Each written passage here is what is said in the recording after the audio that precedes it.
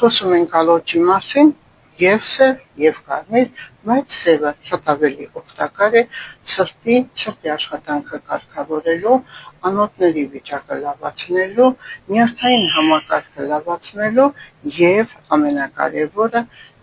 հրաշալի գուն ձեր օրգանիզմին, սիրելիներս, այն պետք է ինչպես օգտագործել, վերցնում ենք մեկ ճաշի գդալ, 250 գրամ եռացած ջուր ենք լցնում մեջը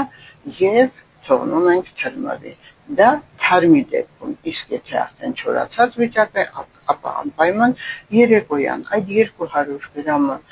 ջուր լցնում ենք թերմոսի մեջ եւ վրան ավելացնում մեր ալոճը, թողնում ամբողջ գիշեր եւ խմում, օրը 2 բաժակ պետք է խմել, այն էլ երեկոյան կողմը, 4-ի եւ 7-ի սահմանում կարելի է, որպեսզի ավելի ազդությունը լավանա, սիրելիներս,